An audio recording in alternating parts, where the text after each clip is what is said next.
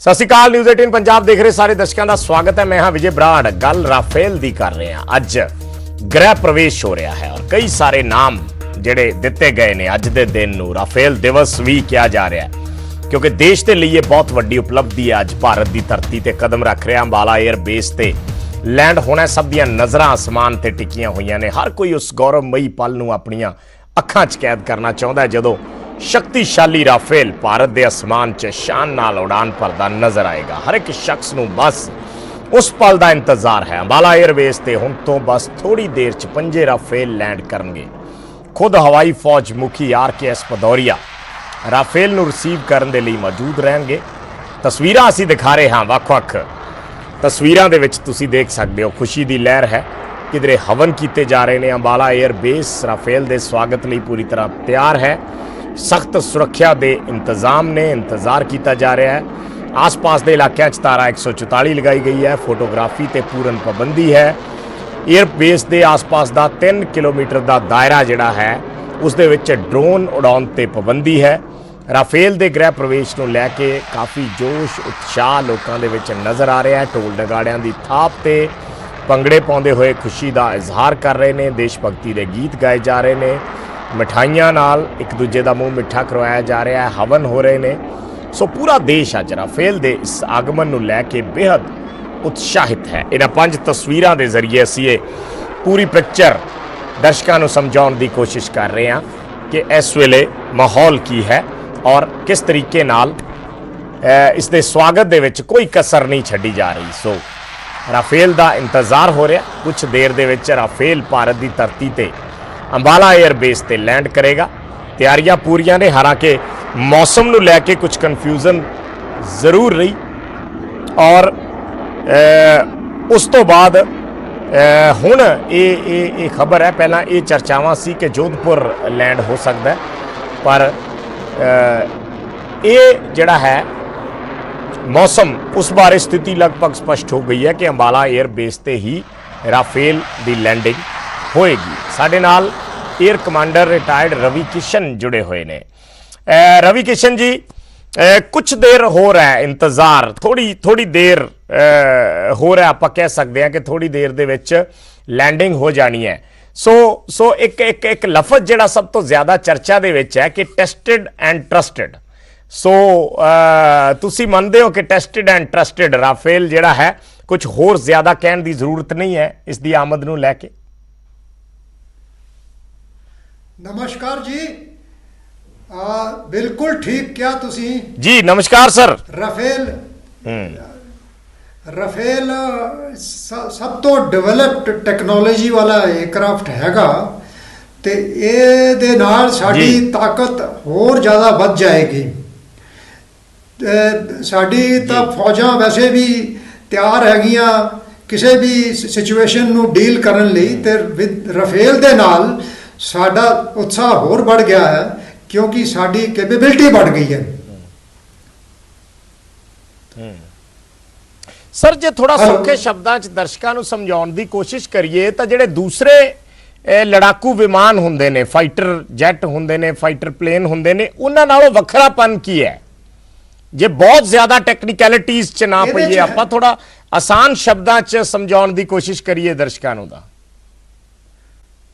मैं खुद डिटेल मैनू भी नहीं पता पर इतना मैनू पता है कि ये जड़ा जहाज है ये एक तो ताकतवर है, ਇਹਦੀ स्पीड ते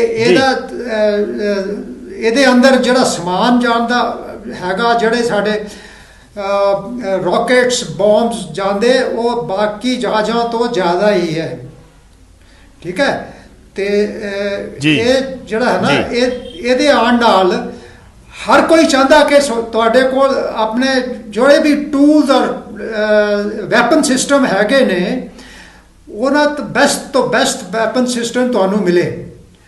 ਤਾਂ ਸਾਡੇ ਦੇਸ਼ ਨੂੰ ਇਸ ਵਕਤ ਇਸ ਦਾ এনवायरमेंट 'ਚ ਸਭ ਤੋਂ ਬੈਸਟ ਜਿਹੜਾ ਜਹਾਜ਼ ਹੈ ਫਾਈਟਰ 에ਅਰਕ੍ਰਾਫਟ ਉਹਦੀ ਲੈਵਲ ਤੇ ਰਾਫੇਲ ਦੀ ਲੈਵਲ ਦਾ ਕੋਈ ਨਹੀਂ ਹੈ।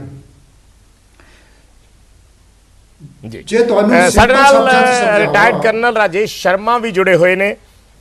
शर्मा जी, कुछ देर हो रहा है इंतजार, काफी लंबा इंतजार हो गया वैसे अज, पर थोड़ी देर हो रहा है।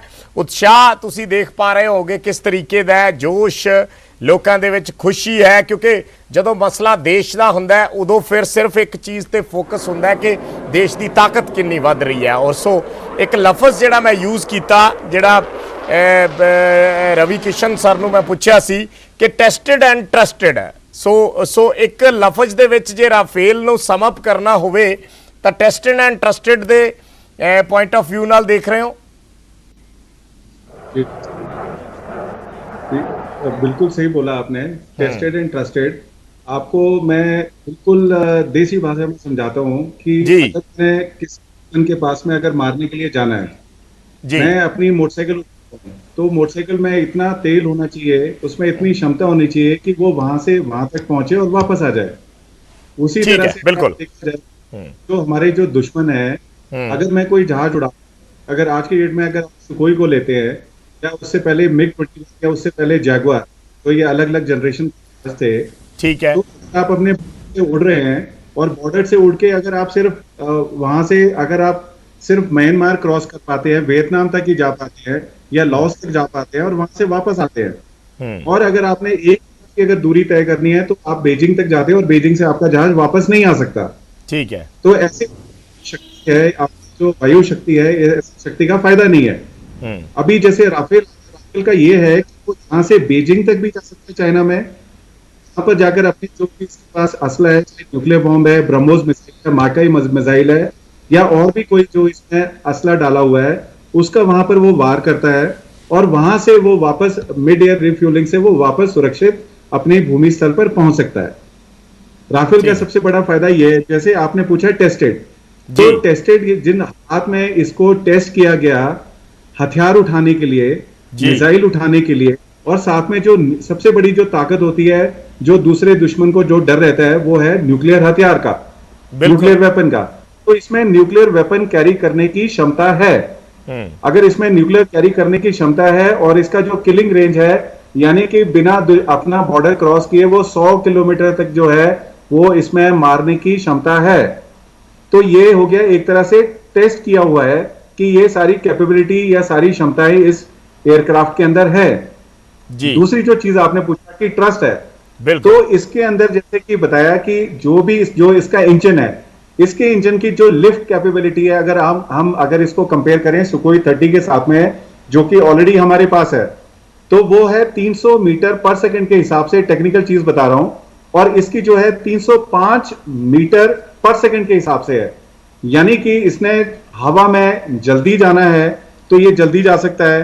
तो एक तरह से जो है कि आप इस पे विश्वास कर सकते हैं कि जैसे ही एक तरह से अगर सीटी बजे तो ये कुछ ही पलों में जो है दुश्मन के जो वनरेबल पॉइंट या वनरेबल एरिया है उनके ऊपर ये मंडरा सकता है। ये जो आपने टेस्टेड और ट्रस्टेड का जो फॉर्मूला पूछा था वो इसके ऊपर अप्लाई होता है, वो बिल्कुल अप्लाई होता है, बिल्कुल अप्लाई होता है। ठीक है सर, तुसी बने रहना साडे नाल, इस चर्चा नूं होर अगे वधावांगे। एक ब्रेकिंग न्यूज़ आ रही है कि आबू धाबी तो उड़ान भर चुके ने राफेल और 2 ਤੋਂ 3 ਵਜੇ ਦੇ ਵਿਚਕਾਰ ਅੰਬਾਲਾ 에ਅਰ ਬੇਸ ਤੇ ਪਹੁੰਚ ਜਾਣਗੇ। 2 ਤੋਂ 3 ਵਜੇ ਦੇ ਵਿਚਕਾਰ ਇਹ ਲੇਟੈਸਟ ਅਪਡੇਟ ਜਿਹੜੀ ਹੈ ਰਾਫੇਲ ਨਾਲ ਜੁੜੀ ਹੋਈ ਕਿ ਆਬੂ धाबी ਤੋਂ ਇਹਨਾਂ ਰਾਫੇਲ ਜਹਾਜ਼ਾਂ ਨੇ ਉਡਾਨ ਭਰ ਲਈ ਹੈ। ਥੋੜੀ ਦੇਰ ਦੇ ਵਿੱਚ ਭਾਰਤ ਪਹੁੰਚਣਗੇ। ਇੰਤਜ਼ਾਰ करीब 1 घंटे का होर 2 ਤੋਂ 3 ਵਜੇ ਦੇ ਵਿਚਕਾਰ ਰਾਫੇਲ ਅੰਬਾਲਾ 에ਅਰ ਬੇਸ ਤੇ ਲੈਂਡ ਕਰਨਗੇ। और जिस तरीके नाल साडे एक्सपर्ट साडे नाल आर्मी ऑफिशियल ਜਿਹੜੇ जुड़े हुए ने उन्होंने इस ते रोशनी पाई है, चानना पाया है कि टेस्टिड एंड ट्रस्टिड बिल्कुल है, इस ते ट्रस्ट किया जा सकता है, टेस्ट किया जा चुका है। जो इसकी समर्था है वो अपनी समर्था नूं यह जाहिर कर चुका है और इसे दे चलते ही भारत वालों इसनूं परचेज किया गया है, खरीदा गया है और अज भारत की धरती ते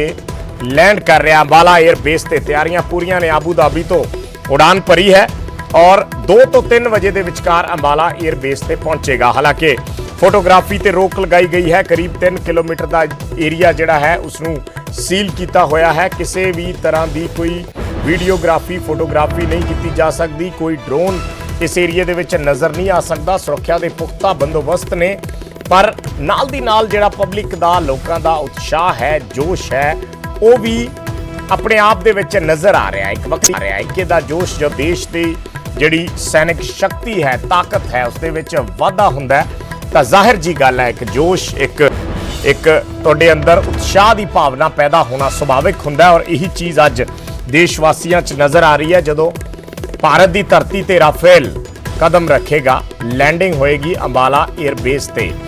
साडे नाल एक्सपर्ट लगातार जुड़े हुए ने। राजेश जी, एक सवाल मैं आपसे और जानना चाहूंगा। अंबाला की हम बार बार बात कर रहे हैं, अंबाला एयरबेस ही क्यों चुना गया? जो अंबाला का जो बेस है, एयरबेस है, वो है स्ट्रैटेजिक, यानी कि जो स्ट्रैटेजिक, अगर आप देखेंगे जो हमारी जो भारत का जो नक्शा है जी, उसमें जो शुरू में माना गया था कि जो हमारा पश्चिम दिशा से, यानी कि जो वेस्टर्न की तरफ से हमारा पॉइज होना चाहिए, क्योंकि पाकिस्तान जो है, जैसे कि आप सुनते हैं कि पाकिस्तान का जो छोटा छोटा है वो हमेशा वो पंचर करता रहता है, एक तरह से तंग करता रहता है। ठीक है। तो उसकी तरफ से जो हमारा जो है फोकस था कि वेस्टर्न थिएटर में जल्दी से जल्दी जाने के लिए, क्योंकि अगर हम अंबाला में होंगे और ये सबसे पुराना बेस है, वहां से हम कोई भी जहाज या सेना की टुकड़ी वो रातों रात जो है हम बॉर्डर के ऊपर कहीं पर भी भेज सकते हैं। दूसरा क्या है कि जो अंबाला का बेस है, इसमें जगह ज्यादा है और ये अंडरग्राउंड है, इसमें अंडरग्राउंड हैंगर्स हैं जो कि सुविधाएं दूसरे एयर बेसिस में नहीं है। ठीक है। तीसरा जो सबसे बड़ा फायदा है कि इसका, कि कहीं से भी अगर जो साउथ से भी या ईस्ट से भी अगर जहाज आते हैं तो वो यहां पर अपना एक तरह से बेस चुनकर वो उसके आगे जा सकते हैं। जैसे कि अभी अगर राफेल का ही अगर उदाहरण लें तो ये चला है फ्रांस से, लेकिन उसके बाद में यूएई में उतरा है और उसके बाद में यहां पर पहुंच रहा है, यानी कि उसको भी एक अपना बेस की आवश्यकता थी, जो कि फ्रांस का ही बेस जो था अबू धाबी में था, वहां पर ये रात को रुके हैं और वहां से अभी चले, जैसे अभी आपने जानकारी दी कि वो 3 बजे तक अपने यहां पर पहुंच जाएंगे। तो अंबाला के ये फायदे हैं।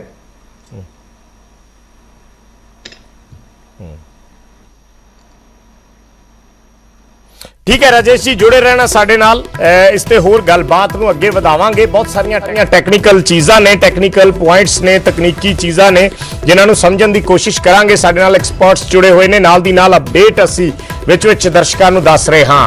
जिवें ये इस वेले अपडेट आ रही है कि आबू धाबी तो उड़ान भरी है राफेल ने और 2 ਤੋਂ 3 ਵਜੇ ਦੇ ਵਿਚਕਾਰ अंबाला एयरबेस ਤੇ लैंड ਕਰਨਗੇ। कैप्टन हरकीरत सिंह राफेल ਦੇ ਪਹਿਲੇ कमांडिंग ऑफिसर सीओ होणगे। राफेल नूं उड़ा के खुद लिया रहे ने हरकीरत सिंह, और पायलट्स च शामिल ने ਜਿਹੜੇ ਇਹਨਾਂ 5 जहाज़ां नूं लैके आ रहे ने। हरकीरत सिंह मिग ते सुखोई जहाज उड़ा चुके ने। 2009 च कैप्टन हरकीरत नूं उन्हां दी बहादरी दे लई शौर्य चक्कर नाल भी सन्मानित किया जा चुका है। राफेल उड़ाउण वालियां च गुरुग्राम का एक बेटा भी शामिल है। गुरुग्राम के रोहित कटारिया वो भी राफेल नूं उड़ा के भारत लिया रहे ने। रोहित के पिता भी आर्मी तो रिटायर्ड कर्नल ने।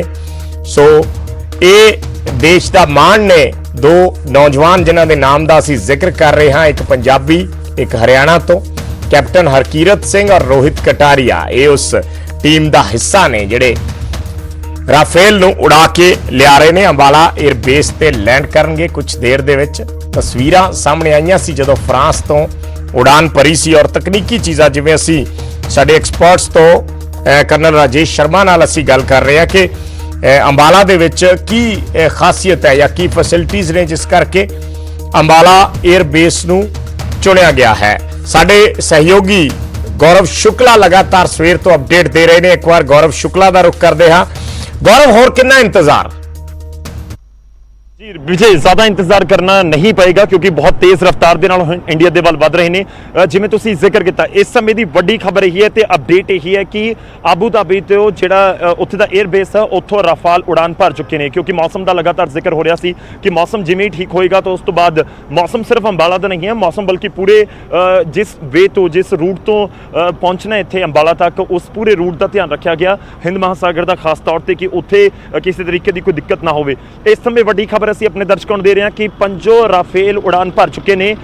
ਪੰਜੋ ਰਾਫੇਲ ਕੁਝ ਹੀ ਸਮੇਂ ਦੇ ਵਿੱਚ, ਜਿਵੇਂ ਤੁਸੀਂ ਜ਼ਿਕਰ ਕੀਤਾ ਕਿ ਹੋਰ ਕਿੰਨਾ ਇੰਤਜ਼ਾਰ, ਦੇਖੋ ਇੰਤਜ਼ਾਰ ਬਹੁਤ ਬੇਸਬਰੀ ਦੇ ਨਾਲ ਅੰਬਾਲਾ ਦੇ ਵਿੱਚ, ਅੰਬਾਲਾ ਦੇ ਲੋਕ, ਪੂਰਾ ਮੀਡੀਆ, ਪੂਰਾ ਦੇਸ਼ ਇਸ ਸਮੇਂ ਕਰ ਰਿਹਾ ਹੈ ਕਿ ਖਾਸ ਤੌਰ ਤੇ ਉਹ ਲੈਂਡਿੰਗ ਦੀ ਜਿਹੜੀਆਂ ਤਸਵੀਰਾਂ ਹੋਣਗੀਆਂ ਉਹ ਕਿਸ ਤਰੀਕੇ ਨਾਲ ਅਸੀਂ ਸੈਲੀਬ੍ਰੇਟ ਕਰਦੇ ਹਾਂ, ਕਿਉਂਕਿ ਵਾਟਰ ਕੈਨਨ ਦੇ ਨਾਲ ਵੀ ਸੈਲੂਟ ਦਿੱਤਾ ਜਾਂਦਾ ਹੈ। ਤਾਂ ਇਸ ਸਮੇਂ ਵੱਡੀ ਖਬਰ ਇਹ ਹੈ ਕਿ ਉਡਾਨ ਭਰ ਚੁੱਕਿਆ ਹੈ, ਕਿਉਂਕਿ ਬਹੁਤ ਤੇਜ਼ ਰਫ਼ਤਾਰ ਹੈ। ਕੁਝ ਹੀ ਮਿੰਟ ਦੇ ਵਿੱਚ ਸੈਂਕੜੇ ਕਿਲੋਮੀਟਰ ਦਾ ਸਫ਼ਰ ਤੈਅ ਕਰਦਾ ਹੈ ਇਹ ਫਾਈਟਰ ਜੈਟ ਜਿਸ ਦਾ ਅਸੀਂ ਜ਼ਿਕਰ ਕਰ ਰਹੇ ਹਾਂ ਰਾਫੇਲ ਦਾ ਲਗਾਤਾਰ। ਤੇ ਇਸ ਨੂੰ ਲੈ ਕੇ ਅਪਡੇਟ ਇਹ ਹੈ ਕਿ 2 ਤੋਂ 3 ਵਜੇ ਦੇ ਵਿਚਾਲੇ, 2 ਵਜੇ ਦਾ ਟਾਈਮ ਦਿੱਤਾ ਗਿਆ ਸੀ, ਜੋ ਹੁਣ ਸਾਨੂੰ ਜਾਣਕਾਰੀ ਮਿਲ ਰਹੀ ਹੈ ਕਿ ਤਕਰੀਬਨ 2:30 ਵਜੇ ਜਿਹੜਾ ਰਾਫੇਲ ਹੈ ਉਹ ਅੰਬਾਲਾ 에ਅਰਬੇਸ ਦੇ ਉੱਤੇ ਪਹੁੰਚ ਸਕਦਾ ਹੈ। ਮੈਂ ਇੱਕ ਹੋਰ ਤੁਹਾਨੂੰ ਵਿਜੇ ਅਪਡੇਟ ਦੇ ਦੇਵਾਂ ਕਿ ਜੋ ਇਸ ਸਮੇਂ ਸਾਡੇ ਕੋਲ ਜਾਣਕਾਰੀ ਹੈ ਕਿ ਰਾਫੇਲ ਦੀ ਲੈਂਡਿੰਗ ਅੰਬਾਲਾ ਹੀ ਹੋਏਗੀ।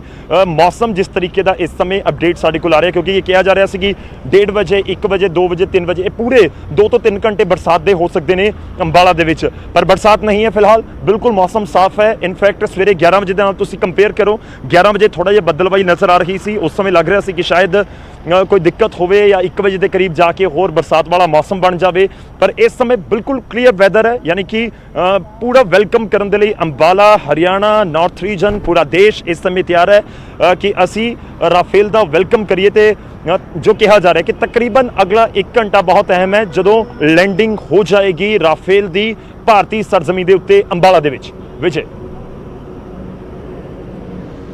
ਜੀ, ਤਾਂ ਕੁਝ ਦੇਰ ਦੇ ਵਿੱਚ ਲੈਂਡਿੰਗ ਹੋ ਜਾਏਗੀ। ਇੰਤਜ਼ਾਰ, ਜਿਵੇਂ ਗੌਰਵ ਸ਼ੁਕਲਾ ਸਾਡੇ ਸਹਿਯੋਗੀ ਗਰਾਊਂਡ ਜ਼ੀਰੋ ਤੋਂ ਰਿਪੋਰਟ ਦਿਖਾ ਰਹੇ ਨੇ, ਪਲ ਪਲ ਦੀ ਪੂਰਾ ਮੀਡੀਆ ਕੱਲ ਤੋਂ ਉੱਥੇ ਡਟਿਆ ਹੋਇਆ, ਜਮਾਵੜਾ ਲੱਗਿਆ ਹੋਇਆ। ਹਾਲਾਂਕਿ ਫੋਟੋਗ੍ਰਾਫੀ ਬੈਨ ਹੈ ਔਰ ਜ਼ਿਆਦਾ ਨਜ਼ਦੀਕ ਨਹੀਂ ਜਾਣ ਦਿੱਤਾ। 3 ਕਿਲੋਮੀਟਰ ਦਾ ਜਿਹੜਾ ਏਰੀਆ ਹੈ ਉਸ ਨੂੰ ਕਵਰ ਕੀਤਾ ਗਿਆ ਹੈ ਔਰ ਲਗਾਤਾਰ ਸਾਡੇ ਕੋਲ ਅਪਡੇਟਸ ਉਸ ਤੋਂ ਪਹੁੰਚ ਰਹੀਆਂ ਨੇ। ਅੰਬਾਲਾ ਦੇ ਵਿੱਚ ਮੌਸਮ ਦਾ ਜ਼ਿਕਰ ਗੌਰਵ ਸ਼ੁਕਲਾ ਕਰ ਰਹੇ ਨੇ ਕਿ ਮੌਸਮ ਦੇ ਹਿਸਾਬ ਨਾਲ ਹੁਣ ਇੱਕ ਤਰੀਕੇ ਨਾਲ ਕਲੈਰਿਟੀ ਹੈ ਕਿ ਅੰਬਾਲਾ 에ਅਰ ਬੇਸ ਤੇ ਹੀ ਇਹ ਜਿਹੜੇ ਰਾਫੇਲ ਨੇ ਇਹ ਲੈਂਡ ਕਰਨਗੇ। ਗੌਰਵ, ਇੱਕ ਚੀਜ਼ ਹੋਰ ਸਮਝਣਾ ਚਾਹਾਂਗੇ ਕਿ 3 ਕਿਲੋਮੀਟਰ ਦਾ ਜਿਹੜਾ ਰੇਡੀਅਸ ਹੈ ਉਹ ਕਵਰ ਕੀਤਾ ਗਿਆ ਹੈ, ਕਿ 3 ਕਿਲੋਮੀਟਰ ਦੇ ਬਾਹਰ ਦਾ ਜਿਹੜਾ ਰੇਡੀਅਸ ਹੈ, ਜਿੱਥੇ ਜਿੱਥੇ ਤੁਸੀਂ ਖੜੇ ਹੋ ਜਾਂ ਉਸਦੇ ਆਸ-ਪਾਸ ਦਾ ਹੋਰ ਦ੍ਰਿਸ਼ ਨੇ, ਨਜ਼ਾਰਾ ਹੈ, ਉਸ ਦੇ ਵਿੱਚ ਪਬਲਿਕ ਦਾ ਜਿਹੜੇ ਸੈਂਟੀਮੈਂਟਸ ਨੇ, ਪਬਲਿਕ ਦਾ ਉਤਸ਼ਾਹ ਹੈ, ਉਹ ਕਿਸ ਤਰੀਕੇ ਦਾ ਕੁਝ ਉਹ ਦੇਖਣ ਦੇ ਵਿੱਚ ਆਇਆ? ਜੀ ਬਿਲਕੁਲ ਲਾਜ਼ਮੀ ਤੌਰ ਤੇ ਦੇਖੋ, ਮੈਂ ਇੱਕ ਵਾਰੀ ਤੁਹਾਨੂੰ ਦਿਖਾ ਦੇਣਾ ਕਿ ਵਿਜੇ ਸਾਨੂੰ ਕਿੱਥੇ ਰੋਕਿਆ ਗਿਆ। ਦਰਅਸਲ ਨੈਸ਼ਨਲ ਹਾਈਵੇ ਹੈ, ਜਿਹੜੀ ਦਿੱਲੀ ਅੰਮ੍ਰਿਤਸਰ ਹਾਈਵੇ, ਉੱਥੇ ਹੀ ਸਾਨੂੰ ਰੋਕਿਆ ਗਿਆ। ਉਸ ਤੋਂ ਅੱਗੇ ਨਹੀਂ ਜਾਣ ਦਿੱਤਾ ਜਾ ਰਿਹਾ। ਜਿਹੜੀ 에ਅਰ ਬੇਸ ਨੂੰ ਰੋਡ ਜਾਂਦੀ ਹੈ ਉੱਥੇ ਹੀ ਸਾਨੂੰ ਰੋਕਿਆ ਗਿਆ ਅਤੇ ਬਹੁਤ ਸਾਰੀਆਂ ਗਾਈਡਲਾਈਨਸ ਨੇ ਕਿ ਬਹੁਤ ਜ਼ਿਆਦਾ ਤੁਸੀਂ ਜ਼ੂਮ ਨਹੀਂ ਕਰ ਸਕਦੇ, ਕਿਉਂਕਿ ਅੱਜ ਕੱਲ੍ਹ ਦੇ ਕੈਮਰੇ, ਤੁਹਾਨੂੰ ਪਤਾ ਟੈਕਨੋਲੋਜੀ ਬਹੁਤ ਜ਼ਬਰਦਸਤ ਹੈ ਤੇ ਬਹੁਤ ਦੂਰ ਦੂਰ ਤੱਕ ਜਿਹੜੇ ਜ਼ੂਮ ਹੋ ਜਾਂਦੇ ਨੇ, ਤੇ ਉਸ ਨੂੰ ਲੈ ਕੇ ਵੀ ਗਾਈਡਲਾਈਨਸ ਨੇ। ਇਨਫੈਕਟ ਜਿਹੜਾ ਜ਼ਿਕਰ ਹੋ ਰਿਹਾ ਸੀਗਾ ਕਿ ਇੱਕ ਸ਼ਾਰਪ ਮੋੜ ਹੈ ਤੇ ਉਸ ਤੋਂ ਸ਼ਾਰਪ ਕੱਟ ਤੋਂ ਬਾਅਦ ਜਿਹੜਾ 에ਅਰਫੋਰਸ ਸਟੇਸ਼ਨ ਉੱਥੇ ਸ਼ੁਰੂ ਹੋ ਜਾਂਦਾ ਹੈ। ਹੁਣ ਤੁਸੀਂ ਜ਼ਿਕਰ ਕਰ ਰਹੇ ਸੀ 3 ਕਿਲੋਮੀਟਰ ਦੇ ਰੇਡੀਅਸ ਤੋਂ ਬਾਹਰ ਦਾ। ਦੇਖੋ ਅੱਜ ਸਖਤੀ ਪੂਰੇ ਅੰਬਾਲਾ ਦੇ ਵਿੱਚ ਹੈਗੀ ਹੈ। ਇੱਥੇ ਡੀਐਸਪੀ ਮੁਨੀਸ਼ ਪਹੁੰਚੇ ਸੀ ਅੰਬਾਲਾ ਦੇ ਤੇ ਉਹਨਾਂ ਦੇ ਨਾਲ ਸਾਡੀ ਗੱਲ ਹੋਈ। ਉਹ ਕਹਿੰਦੇ ਕਿ ਸਖਤੀ ਅੱਜ ਅਸੀਂ ਪੂਰੇ ਅੰਬਾਲਾ ਦੇ ਵਿੱਚ ਕੀਤੀ ਹੈ, ਬੈਰੀਕੇਡਿੰਗਸ ਕੀਤੀ ਹੈ ਤੇ ਉਸ ਤੋਂ ਬਾਅਦ ਲੋਕਾਂ ਨੂੰ ਵੀ ਹਦਾਇਤਾਂ ਸੀਗੀਆਂ ਕਿ ਤੁਸੀਂ ਠੀਕ ਹੈ ਇਸ ਏਰੀਆ ਦੇ ਨੂੰ ਥੋੜਾ ਜਿਹਾ ਅਵੋਇਡ ਕਰੋ, ਕਿ ਜਿਹੜੇ ਲੋਕ ਉੱਥੇ ਹੈਗੇ ਨੇ ਜਾਂ ਜਿਨ੍ਹਾਂ ਦੀਆਂ ਇਨਫੈਕਟ ਅੰਦਰ ਸ਼ਾਪਸ ਵੀ ਹੈਗੇ ਨੇ, ਉਹਨਾਂ ਦੇ ਲਈ ਵੀ ਗਾਈਡਲਾਈਨ ਸੀ ਕਿ ਤੁਸੀਂ ਇਸ ਚੀਜ਼ ਦਾ ਧਿਆਨ ਰੱਖੋ ਕਿ ਜੇਕਰ ਤੁਸੀਂ ਇੱਕ ਵਾਰ ਚਲੇ ਗਏ ਤਾਂ ਵਾਪਸ ਨਾ ਆਓ। ਪਰ ਦੂਜਾ, ਜਿਵੇਂ ਅਸੀਂ ਤਸਵੀਰਾਂ ਦਿਖਾਈਆਂ ਤੁਹਾਨੂੰ ਲਗਾਤਾਰ ਕਿ ਲੋਕਾਂ ਨੇ ਕੁਝ ਗੁਬਾਰੇ ਛੱਡੇ, ਕੁਝ ਬੈਨਰਸ ਲੱਗੇ ਹੋਏ ਨੇ, ਕਿਸੇ ਵੈਲਕਮ ਪੋਲੀਟੀਕਲ ਪਾਰਟੀਆਂ ਦੇ ਵੱਲੋਂ ਕਰਨ ਦੇ ਲਈ ਕੋਸ਼ਿਸ਼ ਕੀਤੀ ਜਾ ਰਹੀ ਹੈ।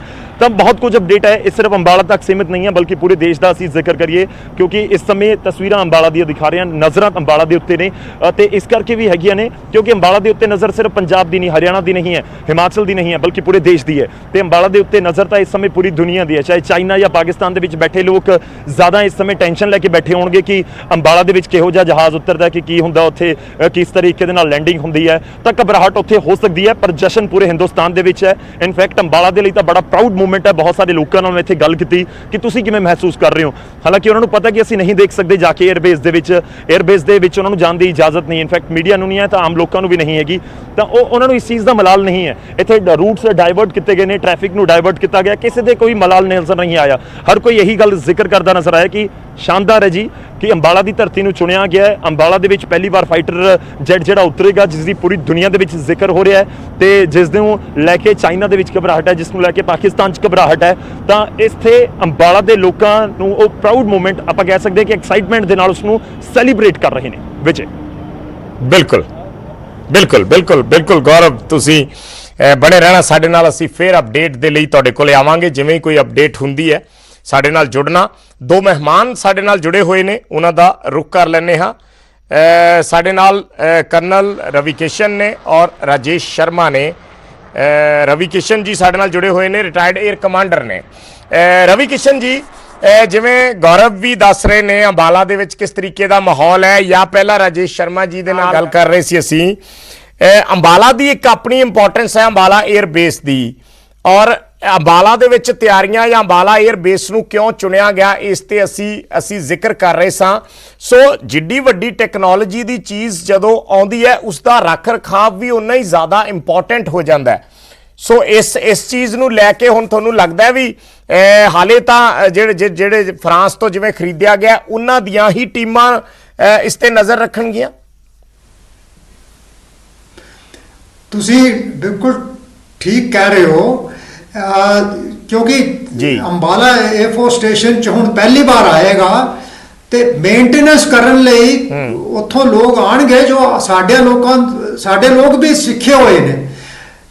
ਸਾਡੇ 에ਅਰਫੋਰਸ ਦੇ ਜੋ ਕੁਝ ਲੋਕ ਜਾ ਕੇ ਉੱਥੋਂ ਸਿੱਖ ਕੇ ਆਏ ਨੇ, ਪਰ ਫਿਰ ਵੀ ਕੋਈ ਸਨੈਕਸ ਆ ਜਾਂਦੇ, ਕੋਈ ਪ੍ਰੋਬਲਮ ਆ ਜਾਂਦੀ, ਅਗਰ ਜਹਾਜ਼ ਤੋਂ ਫਟਾਫਟ ਟੈਕਨੀਸ਼ੀਅਨਸ ਉੱਥੇ ਮਿਲ ਜਾਂਦੇ ਆ ਤੇ ਕੁਝ ਦਿਨਾਂ ਦਾ ਆਪਣੇ ਸਿਸਟਮ ਹੁੰਦਾ ਹਰ ਚੀਜ਼ ਦਾ ਹੁੰਦਾ ਨਾ ਸਰ। ਉਸ ਦੇ ਵਿੱਚ ਜਿਵੇਂ ਤੁਸੀਂ ਜਿਵੇਂ ਆਪਾਂ ਕਾਰ ਖਰੀਦੋ ਚੀਜ਼ ਕੋਈ ਨਵੀਂ ਮਸ਼ੀਨਰੀ ਲੈਂਦੇ ਆ ਤਾਂ ਇੱਕ ਸਰਵਿਸ ਦਾ ਕੰਟਰੈਕਟ ਹੁੰਦਾ। ਹਾਂ, तो ਉਹਦੇ ਹਿਸਾਬ ਨਾਲ ਉਹ ਪਹਿਲਾਂ ਹੀ ਪ੍ਰੋਗਰਾਮ ਹੋ ਚੁੱਕਾ ਹੈ ਸਾਰੀ ਚੀਜ਼, ਠੀਕ ਹੈ। ਸੋ ਤਾਂ ਕਿ ਸਾਡੇ ਇੱਥੇ ਆਪਰੇਸ਼ਨ ਕਰਨ ਲਈ ਕੋਈ ਪ੍ਰੋਬਲਮ ਨਾ ਆਵੇ, ਤਾਂ ਇਹ ਉਹਦਾ ਰੀਜ਼ਨ ਹੈਗਾ। ਸੋ ਅੰਬਾਲਾ ਨੂੰ ਜਿਹੜਾ ਹੈ ਸਟੇਸ਼ਨ ਜਾਂ ਅੰਬਾਲਾ 에ਅਰ ਬੇਸ ਹੈ, ਉੱਥੇ ਉਹ ਸਾਰੀਆਂ ਸਹੂਲਤਾਂ ਮੌਜੂਦ ਨੇ। ਤੁਹਾਡਾ ਤੇ ਤਜਰਬਾ ਹੈ ਸਰ? ਉਹ ਬਿਲਕੁਲ, ਉਹ ਸਾਡੇ ਕੋਲ ਵੀ ਲੋਕ ਹੈਗੇ ਨੇ ਟ੍ਰੇਨਡ ਹੈ, ਪਰ ਉਹ ਫੁੱਲੀ ਟ੍ਰੇਨਡ ਨਹੀਂ, ਉਹਨੂੰ ਸਿੱਖਣ ਲਈ ਥੋੜਾ ਟਾਈਮ ਲੱਗਦਾ। ਤਾਂ ਉਹਦੇ ਲਈ ਜ਼ਰੂਰ ਟੀਮ ਨਾਲ ਕੋਈ ਪਹਿਲੇ ਲੋਕ ਆ ਗਏ ਹੈ, ਉਹ ਉੱਥੇ ਆਲਰੇਡੀ ਪੋਜੀਸ਼ਨ ਹੋਣਗੇ, ਤੇ ਜਿਸ ਹਿਸਾਬ ਨਾਲ ਉਹਨਾਂ ਨੇ ਕੰਟਰੈਕਟ ਕੀਤਾ ਉਸ ਹਿਸਾਬ ਨਾਲ ਇਹਦੀ ਸਰਵਿਸਿੰਗ ਵਗੈਰਾ ਕਰਨਗੇ ਤੇ ਉਹ ਸਾਰੀ ਐਡਵਾਈਸ ਦੇਣਗੇ। ਹਾਂ, ਬਿਲਕੁਲ। ਕਰਨਲ ਰਾਜੇਸ਼, ਜਿਵੇਂ ਰਵੀ ਕਿਸ਼ਨ ਸਰ ਕਹਿ ਰਹੇ ਨੇ ਕਿ ਚੁਣੌਤੀਆਂ ਵੀ ਉਨੀਆਂ ਵੱਡੀਆਂ ਹੋ ਜਾਂਦੀਆਂ ਜਦੋਂ ਤੁਸੀਂ ਕੋਈ ਬਹੁਤ ਵੱਡੀ ਟੈਕਨੋਲੋਜੀ ਜਿਸ ਨੂੰ ਦੇਸ਼ ਦੇ ਲਈ ਲੈ ਕੇ ਆਉਣੇ ਹੋ, ਜਿਸ ਦਾ ਇੱਕ ਮੈਸੇਜ ਹੁੰਦਾ ਹੈ ਦੂਜੇ ਜਿਹੜੇ ਤੁਹਾਡੇ ਗੁਆਂਢੀ ਸੂਬੇ ਨੇ ਜਾਂ ਜਿਨ੍ਹਾਂ ਦੇ ਨਾਲ ਤੁਹਾਡੇ ਰਿਲੇਸ਼ਨਸ ਠੀਕ ਨਹੀਂ, ਜਾਂ ਜਿਨ੍ਹਾਂ ਦੇ ਨਾਲ ਤੁਹਾਡੀ ਟਸਲ ਹੈ, ਇਸ ਦਾ ਸੰਦੇਸ਼ ਵੀ ਇੱਕ ਬਹੁਤ ਵੱਡਾ ਜਾਂਦਾ। ਸੋ ਚੁਣੌਤੀਆਂ ਵੀ ਓਡੀਆਂ ਵੱਡੀਆਂ ਹੋ ਜਾਂਦੀਆਂ ਉਸ ਦੀ ਸਾਂਭ ਸੰਭਾਲ, ਉਸ ਦੇ ਰੱਖ रखाव ਦੀਆਂ। बिल्कुल जी, कोई भी जब चीज लेंगे आप जी, ऐसा होता है कि कोई भी जब आप चीज लेते हैं तो उसमें हमारे अपनी ही जो, जैसे अगर एयरफोर्स का अगर उदाहरण लेंगे तो एयरफोर्स के जो पायलट थे, जो टेक्नीशियंस थे, वो पिछले तकरीबन 6 महीने से वहां पर ट्रेनिंग ले रहे थे जी। वो ना कि सिर्फ जहाज को उड़ाने की ट्रेनिंग ले रहे थे, लेकिन सिर्फ जहाज के अंदर की भी जितनी जो ट्रेनिंग थी, जो टेक्निकल का था, जितने भी जो वेपनरी सिस्टम होता है इसमें हथियार चलाने का है, उस सब की वो ट्रेनिंग लेकर आए हैं। अभी यही जो एक कोर टीम जो बनकर आई है वहां से, ये यहाँ पर जो है अपने बाकी पायलट्स और बाकी टेक्नीशियंस या बाकी जो ग्राउंड फोर्स है उनको ये बाकी उसमें ट्रेनिंग देंगे।